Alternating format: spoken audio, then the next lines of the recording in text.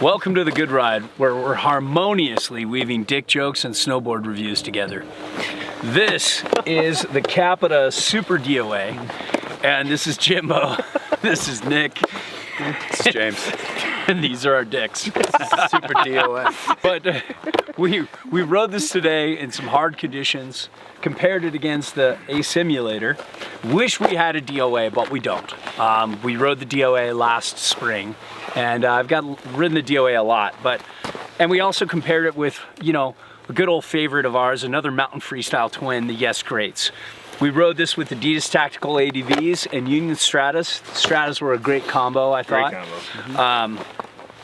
And to give you a short summary, this is a beefed up, you know, faster bass, just more strong, more poppy, more powerful version of you know, a very popular, very well-known mountain freestyle board, the DOA. And let's get into sizing. And this felt fine for me. I'm usually a 56 DOA, but this extra beefed up 54 felt like enough board for me today. I think if I were to make a purchase though, because you know, the 56 would be better for my weight, but this 54 was fine in my 9s. Yeah. What'd you think, Nick? 54, I thought even for me, being a buck 40 or buck 50, I thought this was perfect, actually.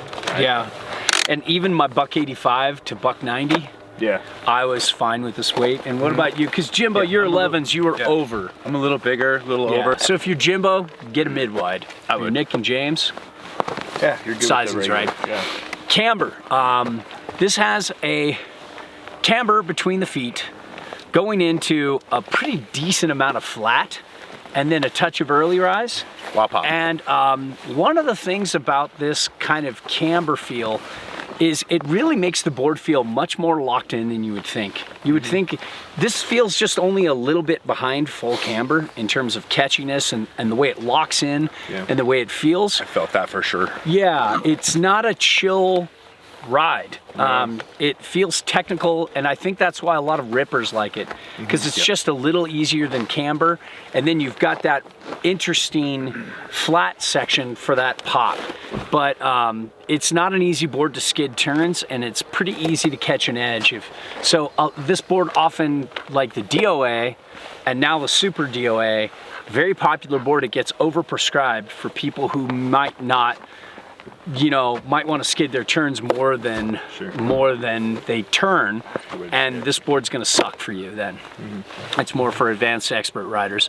And the flex, check this thing out. It's got a dynamic, like you can feel it just give back. Yeah, I really liked pressing on this board. Surprised. That's ice underneath, don't worry. Yeah, It was, I really enjoyed pressing it. It could butter in the tip and tail okay. I was surprised at how much it gives up here.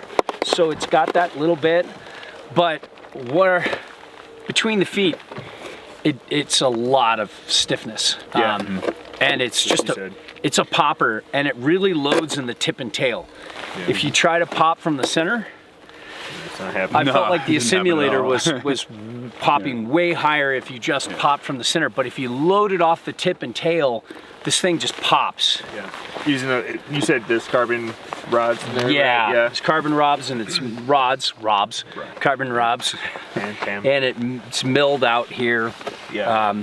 But it really pops well. It ollies well if you load the tip and tail, but it buttered okay enough. It was milled good out here in the channels too. Right here. It looks like for maybe getting off chairlifts, maybe a little grip plus. Yeah, and plus so for speeds, high speed, I felt very confident on it. I felt it wasn't a chattery board. It's being stiff, and I think this kind of helped with that. Yeah, you're right. You know, Capita has done a lot lately. They keep tweaking base materials and adding and evolving their flex to where even this didn't have that kind of, like, you know how sometimes a really stiff board can really suck in hard, kind of micro bumpy snow. It can get that reverse chatter. Yeah. And feel cranky. This didn't do that at all. Yeah, at high speeds for its size was for me had me. And the base glide is exceptional on this. Didn't you feel like like getting on this, and we had that one cat track, like a little cat out to a run, and it's kind of flat and almost uphill. Yeah. This one, whoever was on this board was passing the guy on the simulator today. Yeah. But this is waxed where, or was waxed a few days ago, you know, a few rides ago, where that looked pretty dry. But I think it's a higher quality base. But uneven terrain, one thing about that flat to rocker, the flat and the tip and tail, I don't really like jamming through bumps with this, but it's very doable. Yeah. And dealing with just messy resort snow all day, no problem. Yeah.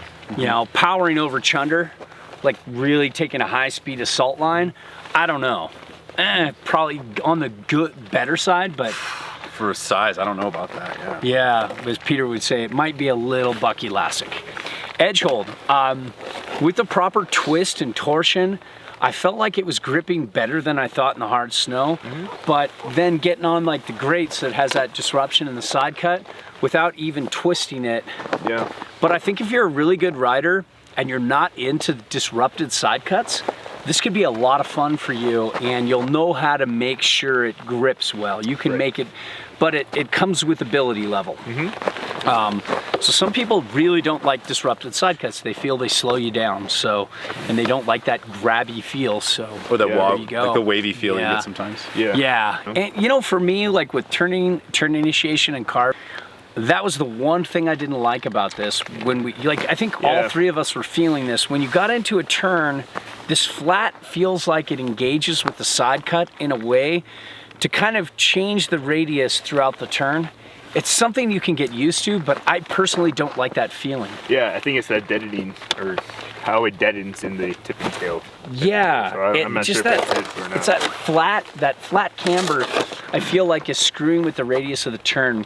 When you get that board weighted all the way into a turn, something just doesn't happen with the radius where it doesn't feel smooth and continuous like this board did, or like my grates did. It's not necessarily built for that though, so. Yeah, it's more of just a get some air kind of ride. And powder, no, I mean, I've had the DOA in powder, and this is the same shape and camber profile, and that's just a real letdown. You really have to have that kind of old school camber knowledge on how to take out a camber twin and keep planing and keep your speed. You want something else for the deep days, unless you really know how to jam and powder, because it's almost like a camber board there. Real letdown. But switch, very doable. I like the simulator a little bit better. Yeah, same. Yeah. It felt like I was cheating with the simulator, but this is a true twin, so it's very, I mean, it's like, you know, it's like shades of excellence. Yeah, and as far as like going in the park and things, this thing was fun and playful and poppy off the nose and off the tail. But like we said, not much off the center, but more off the nose and tail. Yeah, thanks for the visual. Welcome. I felt so easy to clear jumps. The pop off the jumps were really, really good, really floaty. Was able to spin it really well. Picks up its speed fast too. Yeah, I really liked it a lot. But it wouldn't be my jib board, but it would be like a good, you know, jump jock board. Yeah. Or if you're a pipe jock too, you know, that'd be a good board for you. Overall, for me, the simulator was the board today, though. The simulator was the board today. Yeah. I would take that. Well, go ahead. No, I'll take that. The simulator was the board today. But there you have it. You know, Super DOA. Fun to get on it. Good pop. Really popular board. Just a popper. Popper. It's popper